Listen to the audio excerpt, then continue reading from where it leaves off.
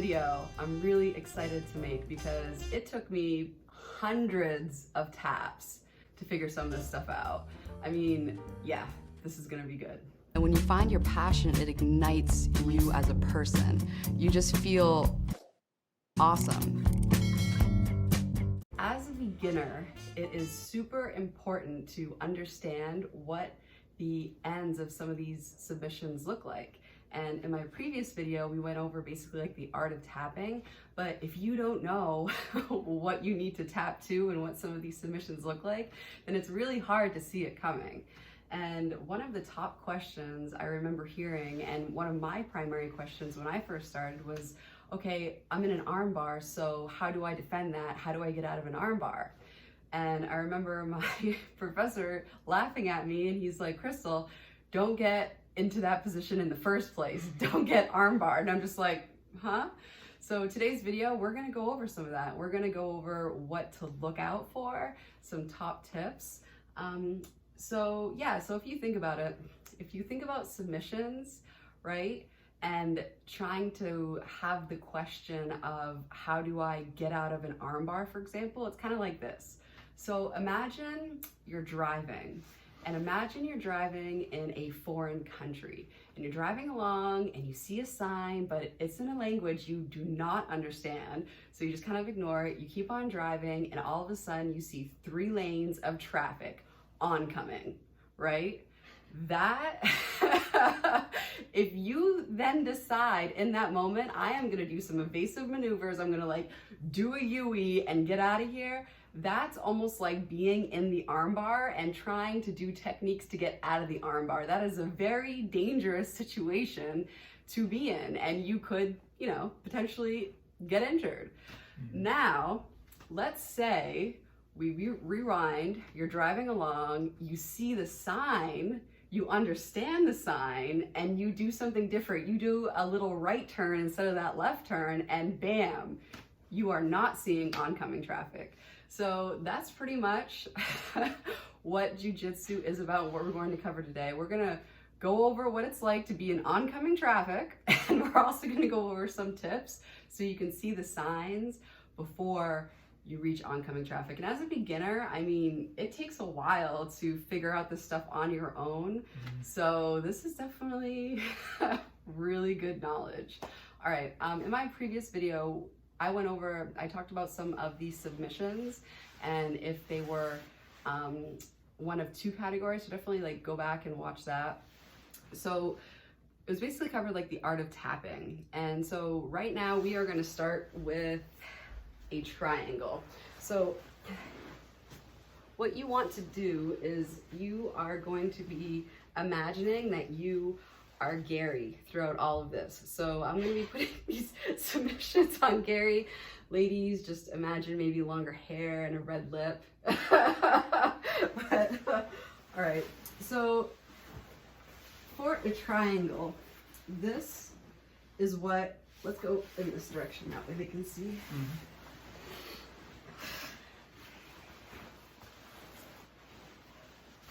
So in a triangle, what you're going to feel is you're going to feel one of your arms through their legs, and you're going to feel pressure on either side of your neck caused by my legs squeezing together and putting pressure on this side of the neck.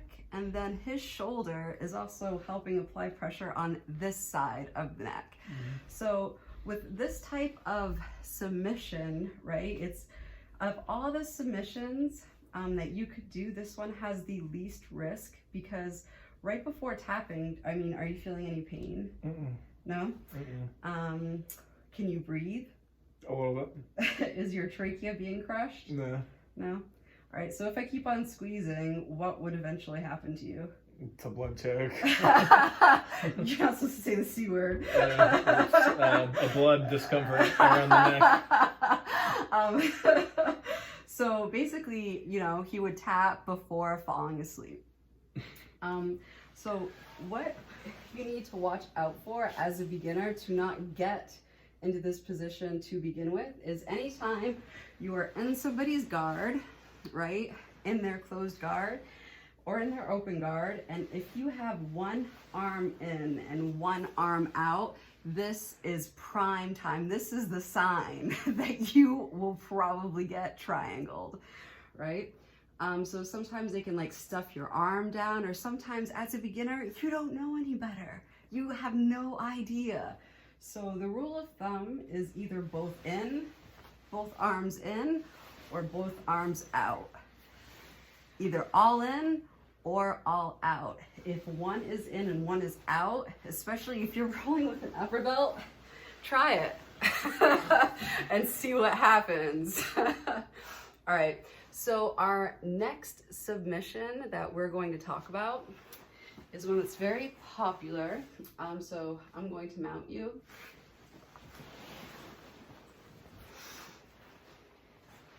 This type of collar submission, let's go a little bit closer. All right, so in my last video, I had a funny story about this. So basically, with this type of submission, you can imagine me on top, or even imagine our positions reversed. Let's go ahead and reverse our positions. And if he's in my guard, oh no, just Mount. Yeah, get in my guard. So this submission can happen with me on the bottom or me on top, right?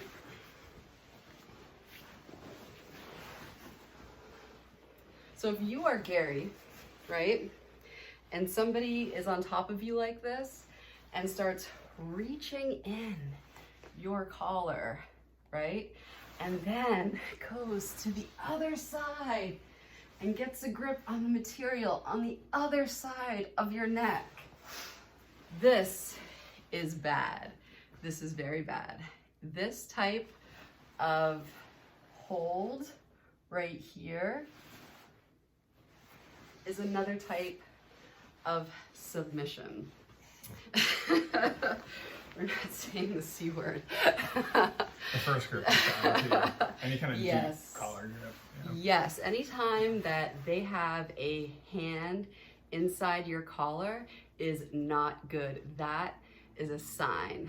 If they're going to be on top of you in a mount position, that's like not good, period. Definitely look at my positive and negatives video in terms of positions, because that's even more important than submissions for a beginner. So this type of, so what you saw was me reaching into Gary's collar and then going across and doing this type of shape. So what's happening is I have my wrist and my top part of my radius right here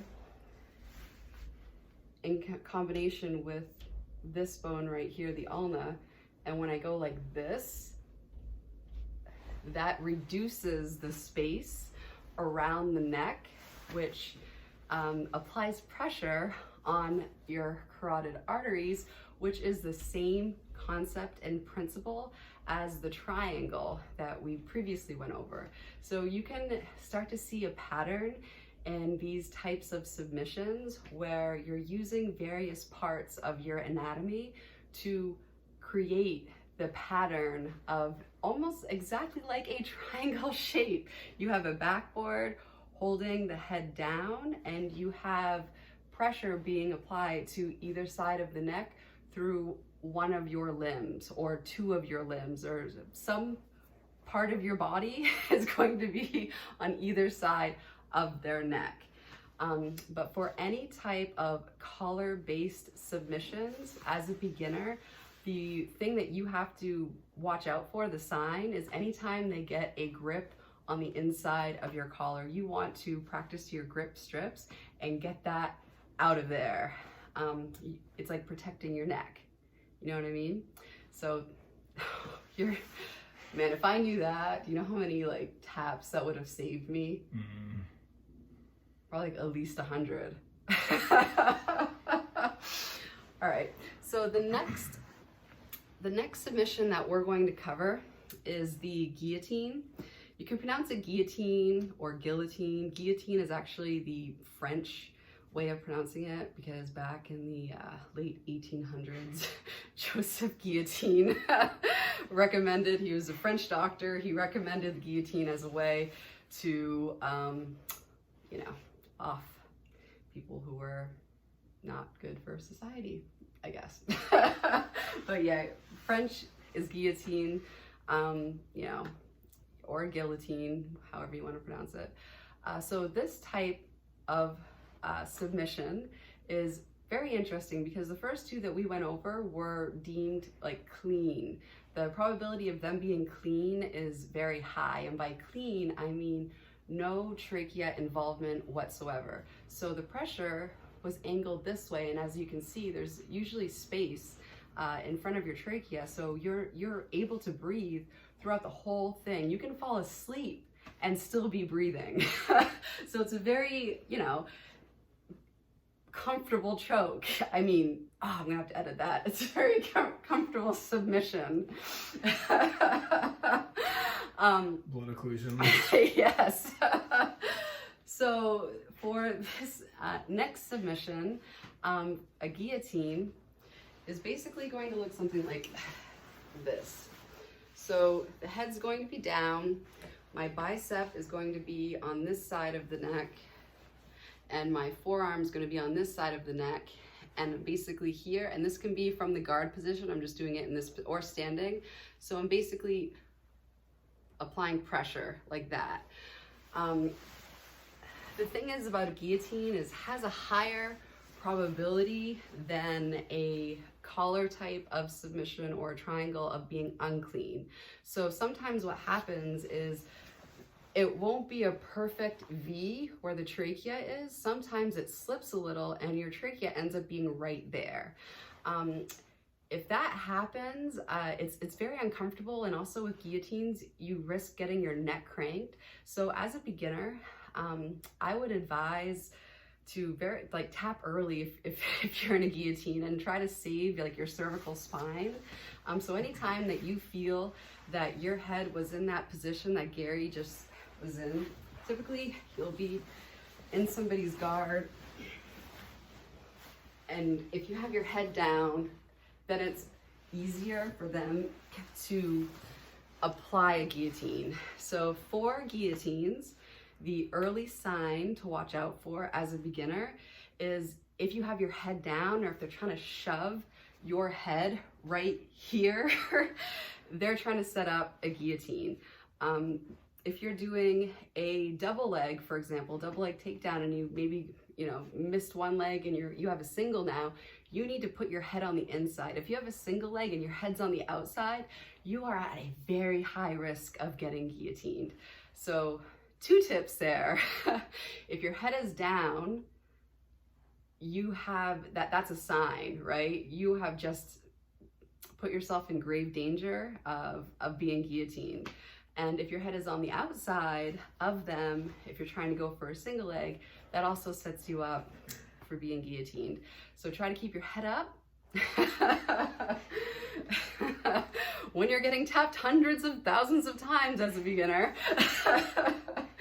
Yeah, literally and metaphorically. Mm-hmm. So yeah, so guillotine sometimes, you know, isn't as clean of a submission because of that shifting that can occur. So just tap early and avoid trying to play tough, because you can get like some neck injury if they're cranking on it and you're being stubborn and cranking back and trying to pop your head out. And I'm speaking from personal experience on that one. All right, let's move on to the RNC. So the RNC looks like this. So the same principle you'll see over and over again. The bicep is on one side, right? Forearm is on the other, and then my hand and bodies are acting as the backboard. And this is also very clean because my arm is in a triangle. Gary's trachea is right here on either side. So Gary, can you breathe? Mm-hmm. So you can breathe throughout the whole thing. It's just pressure on either side of your neck that will force you, if you do not tap before, to fall asleep. As far as the RNC goes, in order to prevent it from happening, typically RNCs happen when somebody has your back. And if you know that you don't want to give up your back, that will save you, that'll statistically put you at a lower probability of getting an RNC getting RNC'd as a beginner.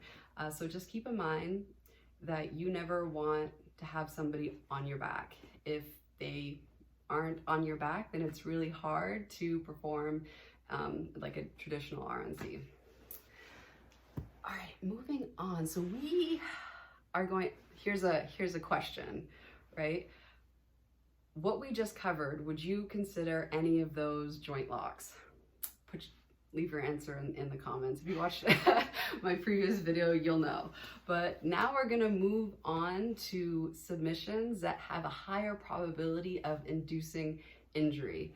And these are really important to understand, because as a beginner, if you start rolling and you don't understand when you're in danger, it's really hard to tap to something that you don't even know exists.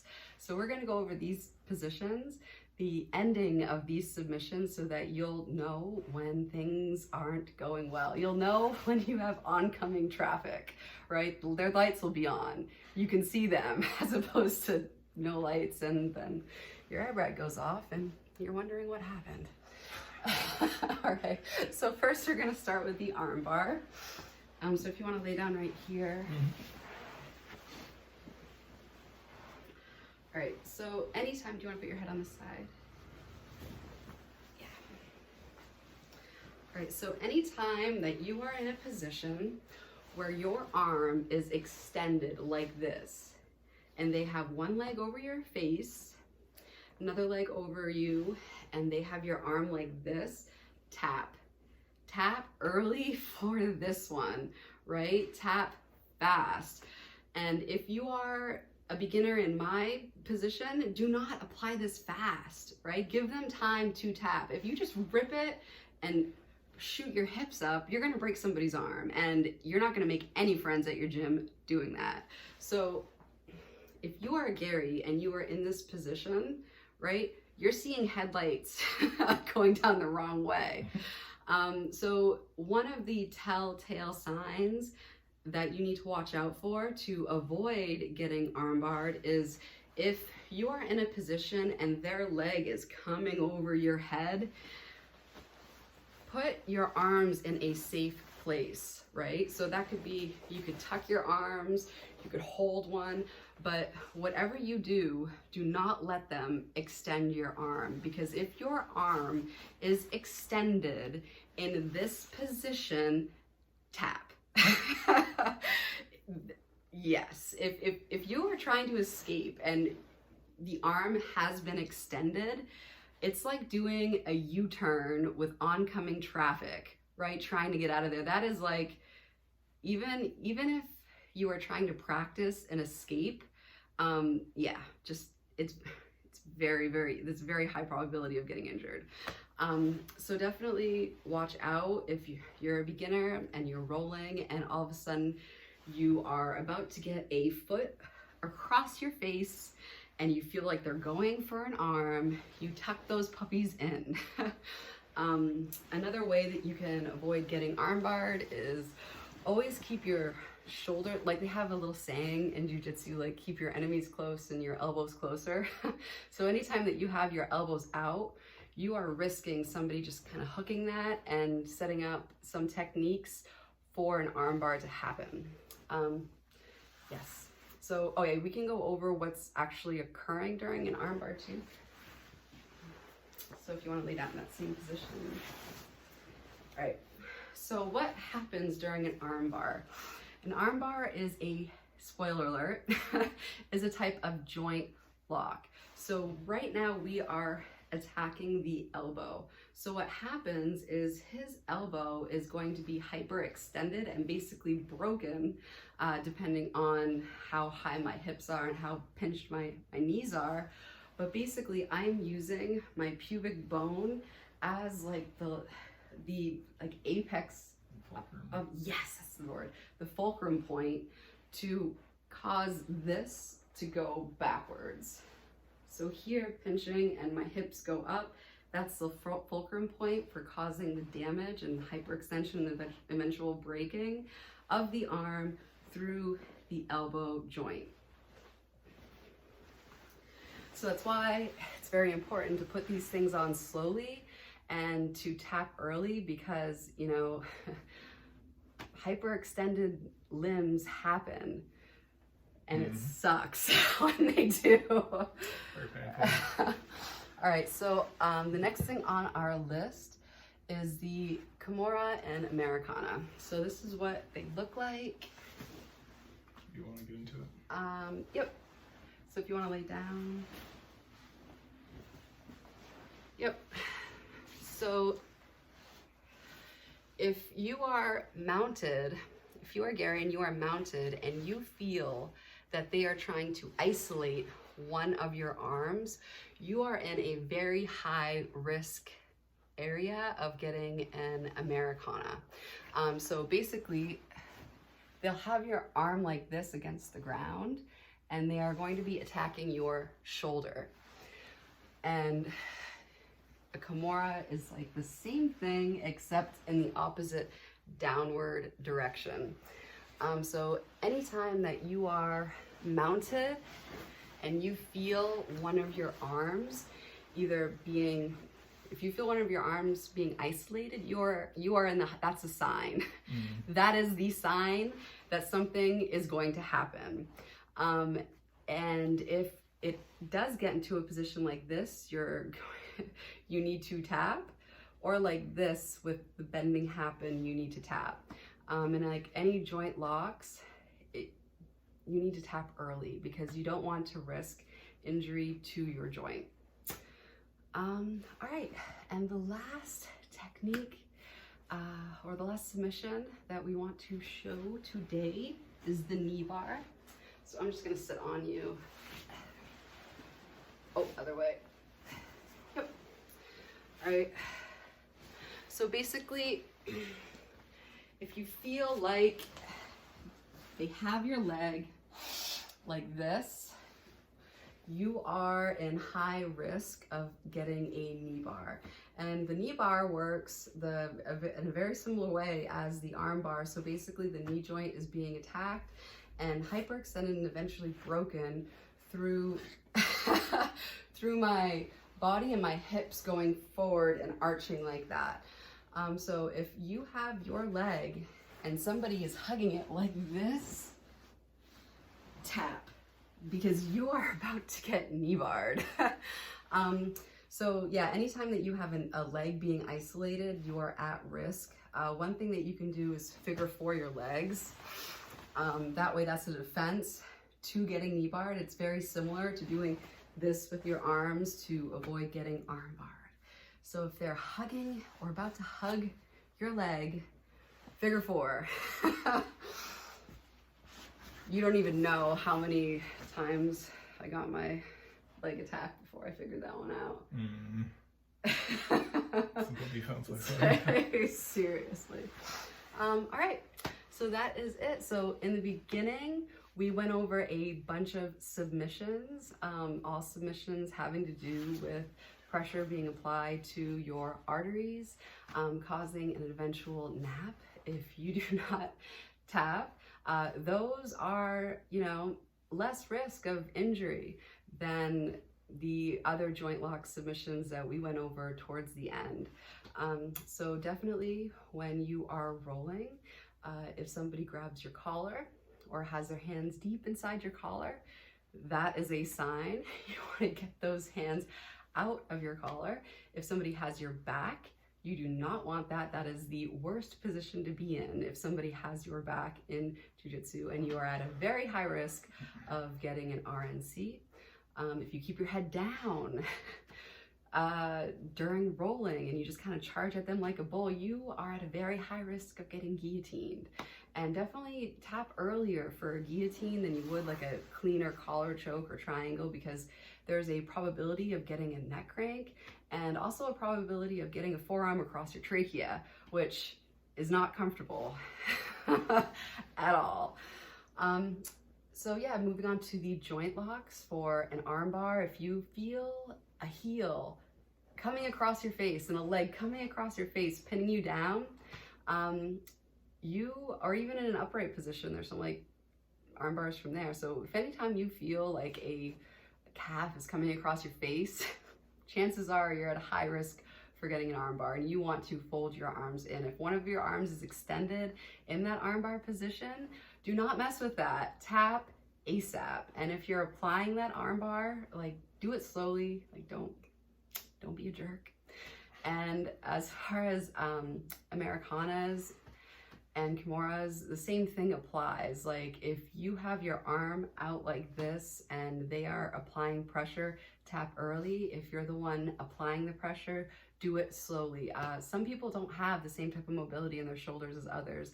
Some people have, you know, issues where their shoulder has popped out before and their mobility, their range of mobility is like very limited. So you could, in something that would be like, you know, you could crank somebody's arm way up and they could have no problem with it. Or you could be half an inch off the mat and they're screaming in agony and you don't know, especially if you never rolled with this person before, trained with this person, or had them as a class partner. So always ease on the side of caution when you are applying these types of joint locks, either rolling or in class, because you don't know the mobility of your partner and you don't want to injure their joints because you're gonna lose a training partner and upper belts will come after you. I'm just kidding, not really. All right, and then the last one is the knee bar.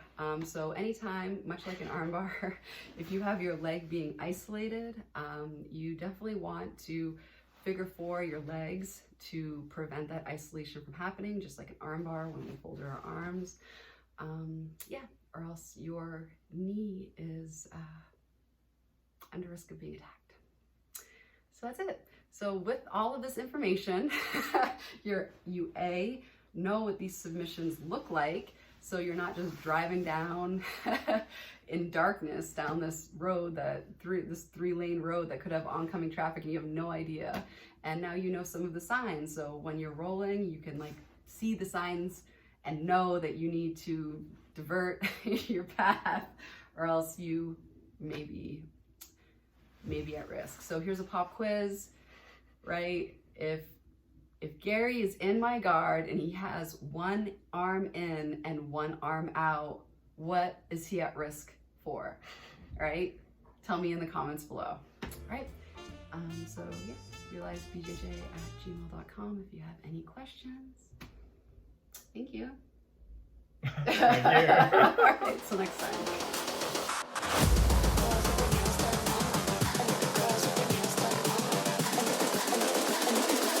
I think the girls with their nails done now.